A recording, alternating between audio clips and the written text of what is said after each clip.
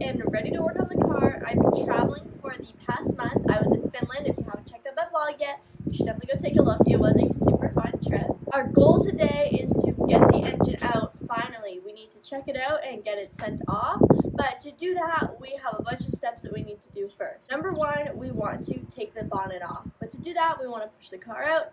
And to do that, we need to pump the tire back up again. So we're going to do that, and I will see you when the car is mostly out of the garage. Here are the steps for bonnet removal for my 1500 model. A lot of the steps for a lot of these things are already done because of what we've taken out, which is fantastic, but I'm still going to go through them all. 1, disconnect the battery. 2, disconnect the lamp and horn leads at their connectors inside the front grille. 3, unbolt the bonnet stay from the wheel arch. Number 4, close the bonnet and, except on North American models, remove the overriders. Here's my question. I'm still not 100% sure on if mine is a North American model or UK model. It ended up in North America right after it was made, but it has a lot of the features of a UK model, like the bumpers and things like that. So I'm not exactly sure. If any of you know, please let me know. As I've said before, this car was built specifically for a Canadian diplomat, but it was built in the UK and shipped right over right away, so I'm not sure how that ties in. 5, on North American models, remove the front bumper. 6, with the help of an assistant to support the bonnet, remove the bonnet hinge, pivot bolts, and lift the bonnet from the car. And the other 2 are for refitting. They also provide me some diagrams that are going to help me out.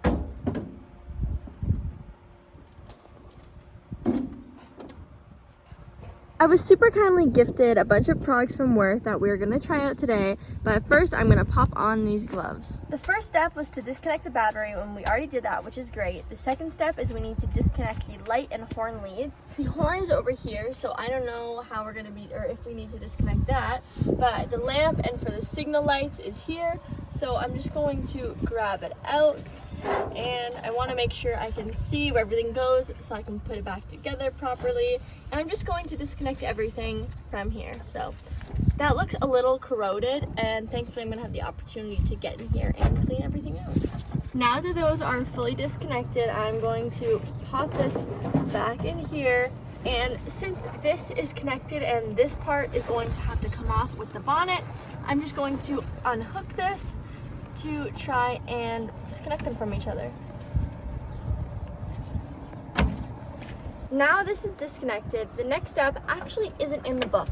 My fog lamps were put on separately, and I've had a few suggestions to take them off to get more air into the radiator.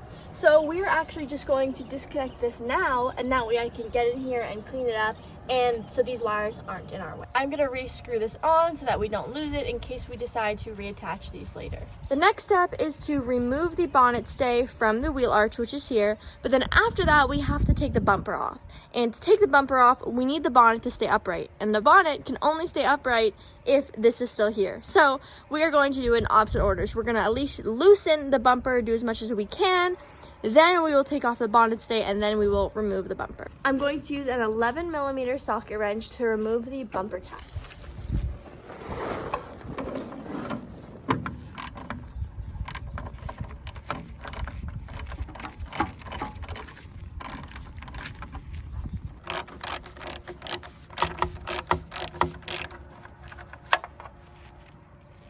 Next, we need to remove this one and the one on the other side, but these fog lamps are in the way, so we might as well remove them now so we can get to this better, and since we're taking them off later anyway. These are 10mm screws, but since the ones over here are a completely different type of screw, I'm just going to use vice grips to go ahead and take everything off.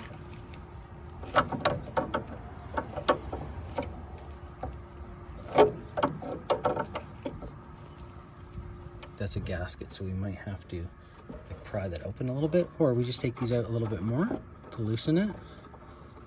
I mean, the other thing we can do is this, and then that just slides that way.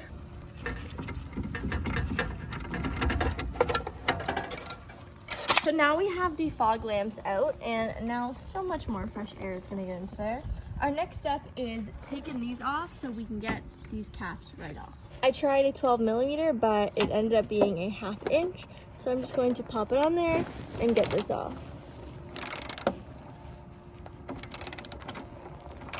It looks like the nut is starting to spin, so I'm going to have to get a wrench to hold it on. To keep it from spinning, we put a closed end box wrench or a spanner, and hopefully I'm going to be able to get this off now.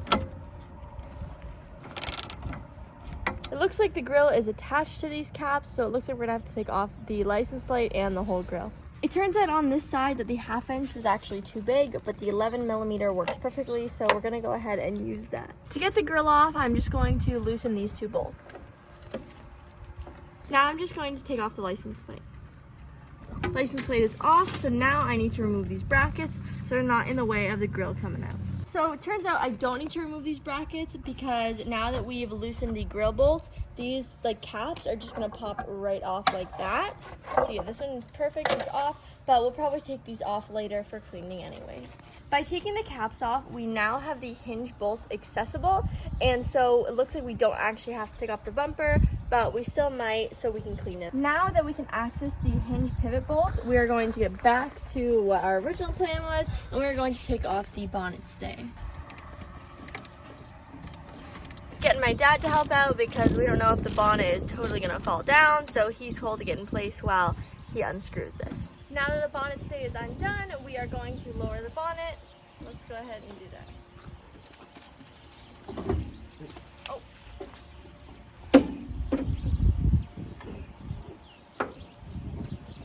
Now that it's lowered, we are going to remove the hinge pivot bolt.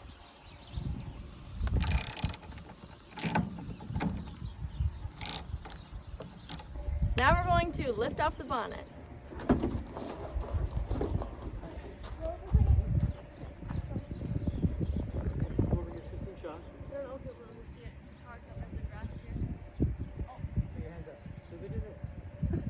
We're back from lunch break, feeling much better. Also, shout out to my Auntie Tracy for the lovely outfit.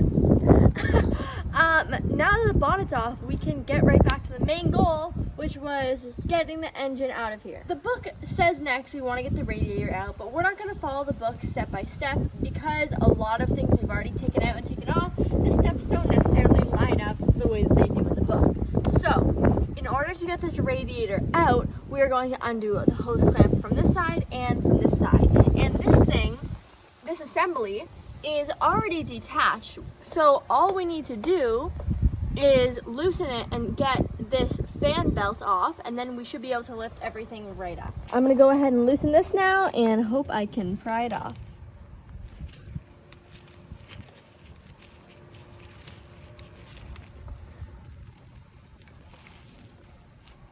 And there we go. Since this is super sticky, what I'm gonna try and do is unhook the fan belt from over here so I can bring the whole piece this way and upward. So let's give it a try. There we go, that came off, okay, great. Now let's try.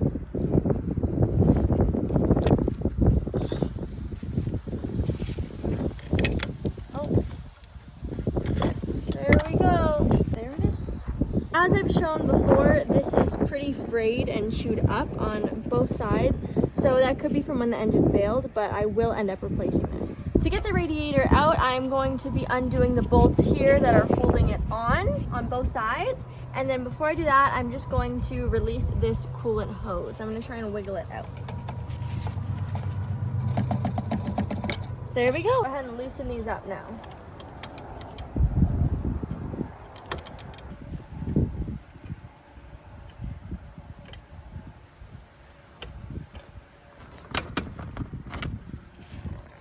Now that this is loose, I'm going to go ahead and take off this side. So this just needs to be unhooked.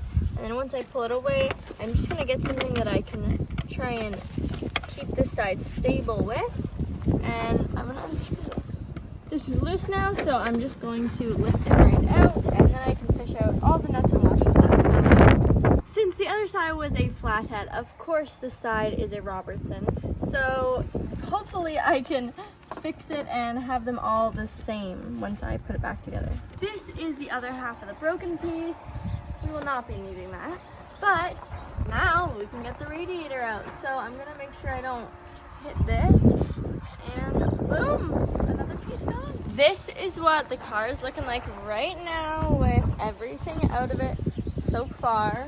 Pretty bare, and we are gonna go back to the book, but before that, we've decided we're gonna leave the time chain cover on and the alternator on, and we'll take those off once they're on the stand. But we know that we're going to have to remove any cords attached still. I believe this is the fuel intake, so we're gonna need to take that out. Anything that's basically attaching the main block to any other parts of the car, we're gonna remove. Several of these steps we've already done from taking other things apart, but it's kind of mix match, so some are done, some aren't.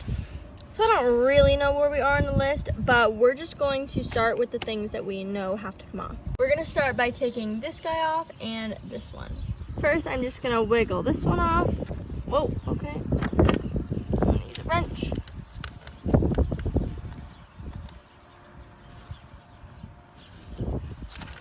Okay, this is loose.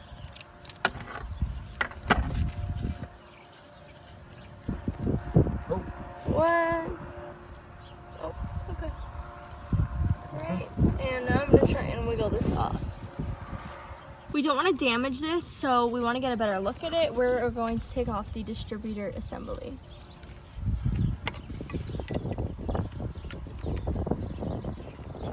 I'm just gonna try and break this seal here, and hopefully I can pull it right up. We were able to get this off. Gunk out of there when we clean it all up. Yep. We disconnected these leads, and now we're going to unscrew these, but we are going to run out of daylight very soon, so I'm letting my dad do this stuff. We're not sure how this disconnects, so to be safe, we're just going to take the alternator all the way off. Might need to... Is there a pin? No, it's just press. Oh yeah, it's coming off. Nice. Next, we're going to take off the fuel pump.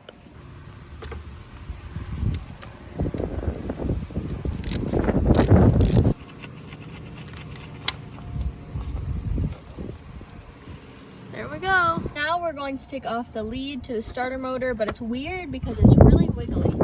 We removed the battery lead to the starter motor, and now we're going to take off the 2 bolts holding it together.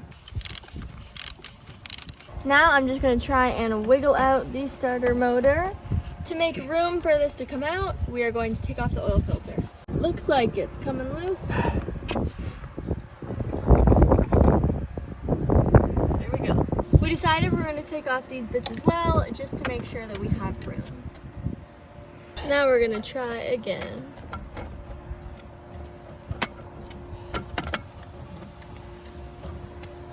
Ta-da! There it is. Start a motor. Before we loosen all the other bolts to be able to lift it out, we have to take off this ground cable. Ground wire is now off, and it looks like all that's left is these bolts on the outside attaching it to the bell housing. And as well, the 2 front mounting posts. We weren't gonna do this, but now we decided we're gonna take out the choke and the throttle cable that go into the carburetor, just so it's gone and another thing out of the way. Since we took off the oil sump, we thought we were gonna have to put a block underneath to wrap a strap around in order to take the engine out. So we took off the oil filter. So now that is out as well. However, we watched a few YouTube videos and learned that we could reattach the alternator and use this hook to help with the hoist. But in order to do that, we needed to take this connecting plug out, and it took some prying, but we were able to get it out, and it's just very, very rusty. So now what we're gonna do, we're going to reattach the alternator so we have a hook that we can use. Then we are going to push the car back into the garage so we have a flat surface, and we are going to get the engine out of there. The alternator is back on, so now we can use that. And we're going to push the car back into the garage now, where we have the hoist all set up and ready to go. We have our hoist all set up now. We have a chain, and we're using some heavy duty moving straps, and it's taking a little bit of the weight right now, but basically we just have to unscrew the last few bolts and lift it up. We're gonna start with this bolt and the one on the other side, but since we're assuming they're pretty tight, my dad is gonna get in there and undo them. We realized that if we take these ones off, this is still gonna be here and we're not gonna be able to lift it up. So we watched another video, and you're supposed to take off these bolts, so we're actually going to do that instead. But we're gonna leave these ones off since we're gonna take everything apart anyways. We got this little side piece out. This one is fully unattached, but we're gonna need to take this out so it can wiggle out. And now we're gonna work on these bolts. I'm gonna go ahead and loosen these up. Now I'm going to loosen some of the top ones.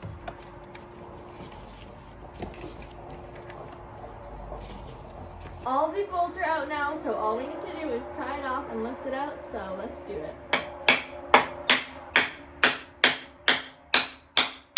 The valve housing and the transmission are moving a ton, so there was just a little too much tension and pressure, so we lowered it a little bit, and there's already a gap, and it seems like it'll be easier to take off. We're going to jack it up a little bit and see if it helps us loosen it at all. It's raising the entire transmission as well. So it just totally split apart at the top, which is great. There we go. Okay, it's free, it's loose. You pump it up. Now I'm going to pump it up. Oh, and there's lots more coolant or antifreeze, sorry. Keep going. Pull it out. So once we get this clear, I can pull it out. Oh, There you go. there it Up, goes. up, up. All right, everybody, here it is. The engine is out.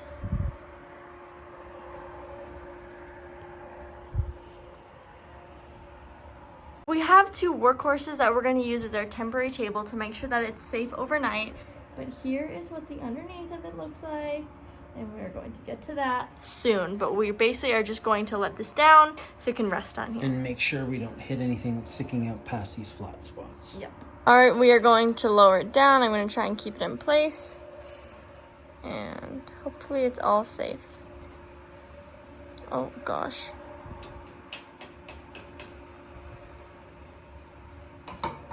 I'm quite nervous. Okay. Oh, okay. And maybe a little more to get the weight off. And then I think we're all good to go. Sturdy enough? Yep, feels pretty sturdy. There we go. Letting go.